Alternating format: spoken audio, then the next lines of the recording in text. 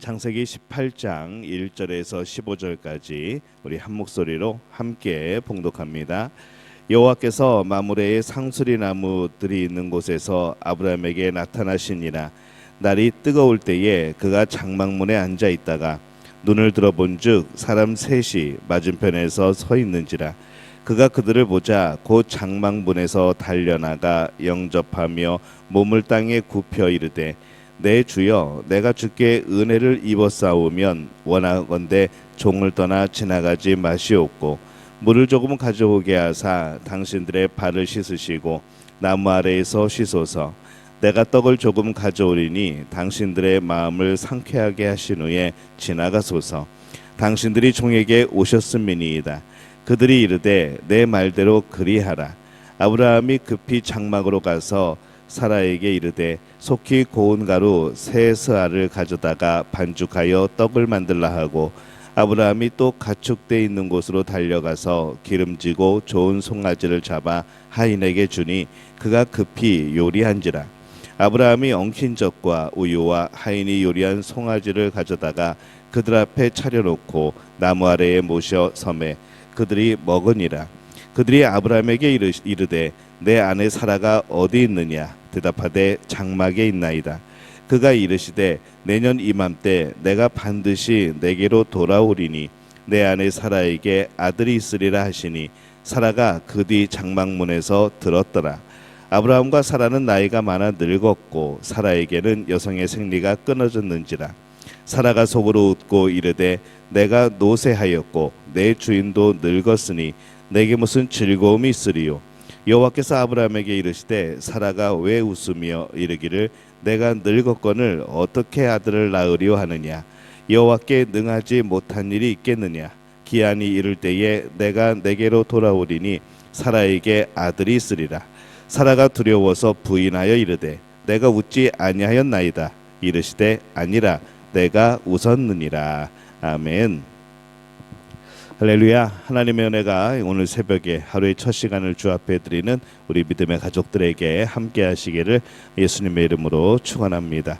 오늘 말씀은 이 아브라함이 손님을 맞이하는 그런 장면으로 시작이 되어집니다.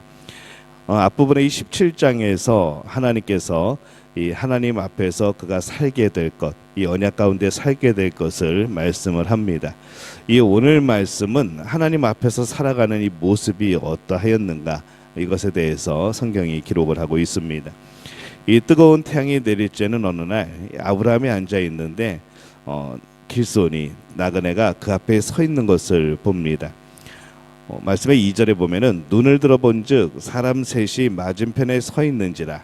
그가 그들을 보자 곧 장막문에서 달려나가 영접하며 몸을 땅에 굽혀 이렇게 말씀을 합니다. 이 아브라함은 즉시 달려나가 손님을 맞아들이죠. 이 아브라함의 손님 맞이에 대해 성경은 이렇게 말씀을 합니다. 우리 히브리서 13장 2절에 보면은 손님 대접하기를 잊지 말라.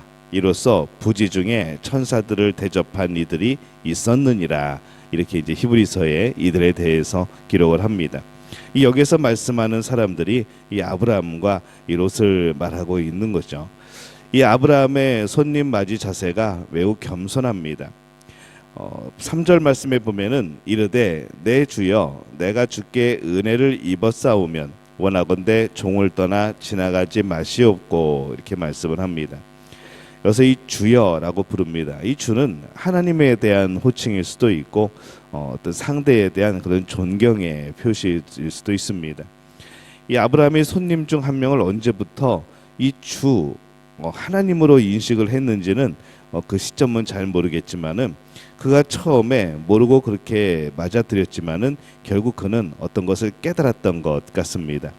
그는 참으로 이 환대하는 아주 본의 그런 본을 보이는 그런 모습이라 할 수 있는 거죠. 많이 더운 지역인 헤브론에서 물 한 그릇만도 대단한 그런 대접이 되어집니다. 근데 물과 빵과 고기까지 이 아브라함이 그가 할 수 있는 모든 것으로 이 나그네들을 지금 대접하고 있습니다. 그의 그러한 환대는 이 하나님 앞에서 신앙인으로 살아가는 매우 중요한 자세가 또 되어지는 것이죠. 만약에 이 신앙인을 향하여서 물 한 그릇을 대접하면 말 그대로 우리는 예수님께 대접한 겁니다. 그 안에는 하나님이 임재하여 계시고 주의 성령께서 함께 계시기 때문에 그런 거죠. 신앙인이 아닌 다른 사람에게 대접하는 것도 귀합니다. 예수님도 또 그들에게 그렇게 대접하는 것도 바로 나에게 대접한 것이다 라고 말씀을 하십니다. 그는 여전히 하나님의 형상을 가진 그러한 존재이기 때문에 그렇습니다. 그들 안에 하나님이 함께 하시는, 또한 그들 안에 하나님의 형상이 함께 있는 이제 그러한 존재들로 우리는 사람들을 대하는 것이죠.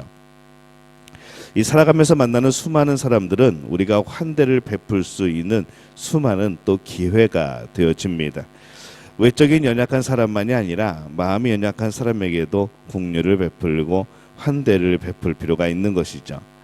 내가 만나는 순간 그들은 내가 환대를 베풀어야 하는 상대가 되어지는 겁니다. 그래서 이 누군가를 대접한다는 것, 누군가를 환대한다는 것, 이게 참 큰 복이 되어지는 것이죠. 하나님께서 아브라함에게 다시 사라가 낳을 자녀에 대해서 얘기를 합니다. 그것을 만약에 이 천막 저편에 있던 사라가 듣게 되고, 또 12절에 사라가 이렇게 반응을 보입니다. 사라가 속으로 웃고 이르되 내가 노쇠하였고 내 주인도 늙었으니 내게 무슨 즐거움이 있으리요. 사라 나이 89세에 아기를 갖는 것이 이 불가능하다는 것을, 인간적으로 불가능하다는 것을 사라가 가장 잘 알고 있을 겁니다. 그래서 이 아기를 갖고 그것을 낳을 것이라는 이 말에 자기도 모르게 웃음이 나오는 거죠. 존귀해 보이는, 정말 귀하게 보이는 손님이 말했음에도 불구하고 이 웃을 수밖에 없는 그러한 상황입니다. 14절에 이렇게 말씀을 합니다. 여호와께 능하지 못한 일이 있겠느냐. 기한이 이를 때에 내가 내게로 돌아오리니 사라에게 아들이 있으리라. 인간적으로 볼 때는 이게 불가능한 일인데 그것은 사람에게만 해당되는 일이겠죠. 이 하나님께는 능하지 못한 일은 없습니다.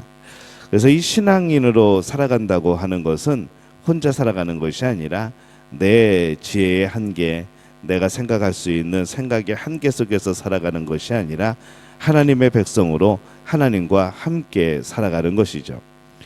그러니 하나님께 가능한 것은 이 사람에게 가능한 것이 되어집니다.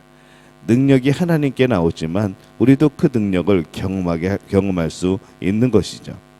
그래서 이 역사하시는 하나님께서 보시기에 사람에게 필요한 일이면은 나타나게 되어집니다. 우리는 그것을 기적이라고 부르는 것이고 놀라운 일이 일어났다, 그렇게 우리는 표현을 하는 겁니다. 사라는 일어날 수 없는 일이라 인간적인 생각에 그는 웃습니다. 그러나 이 하나님께서 이후에 그를 이제는 그런 허탈한 헛웃음이 아니고 아마 진정한 기쁨으로 웃게 하실 겁니다. 신앙인은 그렇게 기막힌 웃음을 웃으며 살아가게 되는 그러한 존재인 것이죠. 이게 기적을 말하는 것이 아니라 그것이 기적이든 아니면 일상적인 일이든 우리가 생각하지 못한, 우리의 지혜로는 헤아리지 못한 많은 일들에 대해서 하나님께서 정말로 지혜롭게 우리의 삶을 인도해 가시는 겁니다. 그래서 이 하나님의 인도는 우리의 생각을 뛰어넘습니다. 또한 우리를 참 행복한 길로, 또 우리에게 주시는 응답은 참 좋은 것으로 그렇게 주시는 것이죠. 기적만 하나님이 임하시는 역사가 아닙니다. 우리는 늘 기적을 바라지만은 사실 우리가 지금 살아있는 것도 기적이고 우리가 지금까지 살아온 것도 기적이고 모두 다 기적인 것이죠. 어떤 특별한 기적, 어떤 신비한 일들, 그것만이 하나님이 임하시는 것이 아닙니다. 우리가 하나님의 정해놓으신 질서 가운데 살아가는 것, 우리가 하나님께서 계획해 놓으신 그 삶 속을 살아가는 것, 이 모두 다 바로 하나님이 주시는 또 놀라운 역사이고 은혜가 되어지는 것이죠. 신앙으로 살아가는 인생은 수많은 웃음으로 채워집니다. 때로는 힘들고 웃게 되어지고, 또 있을 수 없는 일들이 일어나서 웃게 되어지고, 여러 가지 상황 속에서 사실은 웃을 상황이 아닌데도 하나님이 주시는 기쁨의 웃음이 나올 수 있는 것이죠. 어떤 상황이든지 하나님이 함께 하시고 하나님의 계획 속에 있는 것이라 생각하면은 웃음이 나올 수 있는 겁니다. 그래서 우리는 하나님의 명령은 웃으면서 순종하는 겁니다. 긴장하지 않고 두려워 떨지 않고 하나님이 무엇인가를 맡기실 때는 기쁨으로 우리는 순종하는 것이죠. 그것이 쓴 웃음이든 때로는 냉소적인 웃음이든 이 하나님의 인도하심이라면은 한번 순종해 보시기 바랍니다. 그 웃음은 분명히 여러분들을 진정한 기쁨의 웃음으로 바꿔놓게 될 줄로 믿습니다. 예상하지 못한 일, 또 기막힌 일, 이 필요를 채워주시는 하나님을 경험하는 것은 우리의 신앙생활 중에 굉장히 당연한 그런 일들입니다. 우리가 살아가면서 뭐 예상대로만 진행되고 기막힌 일, 기적 같은 일 하나도 없고 뭐 아무것도 채워지지 않는 그런 인생이라고 하면은 이 어떻게 그게 신앙생활이라고 할 수가 있겠습니까? 늘 우리의 한계 속에서만 살아간다면 어떻게 그게 신앙생활이겠습니까? 우리가 주인이 아니고 하나님이 주인입니다. 인생은 우리의 계획이 아니고 하나님의 계획인 것이죠. 그러니 어떻게 놀라운 일이 안 일어나겠습니까? 우리가 인생을 살아가는 것 자체가 이미 우리의 능력을 뛰어넘는 겁니다. 그런데 그러한 일은 내가 마음에 드는 일만 아니라 오직 하나님을 의지하여 순종할 때에 이게 가능하다는 것을 우리는 기억해야 됩니다. 내가 할 수 있는 일만 하는 것이 아니라 내가 힘에 부치더라도 이 내가 할 수 있을까라는 그런 부담감이 있더라도 그 일은 하나님께서 하시고자 하신다면은 얼마든지 가능한 일들인 겁니다. 그래서 교회 일은 내가 마음에 드는 일을 하는 것이 아니라 하나님 앞에 순종함으로 하는 것이죠. 또 그렇게 하게 될 때에 하나님께서 그 일을 감당할 만한 능력을 허락해 주십니다. 이 아브라함은 부지 중에 만난 손님을 신앙으로 크게 대접하고 환대합니다. 이 그의 환대는 이 신앙인의 바른 자세인 것이죠. 오늘 우리는 누구를 환대하고 있는가? 우리는 환대할 마음이 있는가? 가장 근본적인 우리는 우리의 삶 속에서 우리에게 오시는 하나님을 환대하고 있는가? 어쩌면 하나님을 너무 귀찮아하고 있지는 않은가? 또 예수님의 오심을, 성령이 우리 안에 오심을 우리는 환대하고 있는가? 이 근본적인 문제부터 오늘 한번 생각해 보게 되어집니다. 또 우리가 만나는 이 신앙인들을 서로 환대하고 있는가? 누군가 나타나게 될 때에 그것이 귀찮아지고 그것이 번거로워지는 이제 그런 마음은 품고 있지는 않은가 생각해 보게 되어집니다. 모든 사람을 천사처럼 환대할 수 있다면 얼마나 좋을까라는 생각을 해보게 됩니다. 사라는 하나님의 말씀에 웃습니다. 그러나 그의 그런 헛웃음은 나중에 정말로 기쁨으로 웃게 되는 큰 웃음이 되어지는 것이죠. 이 진짜 실소가 헛웃음이 진정한 웃음이 되어진 겁니다. 그래서 이 신앙인은 하나님 때문에 웃을 일이 많아지는 것이 신앙인의 삶입니다.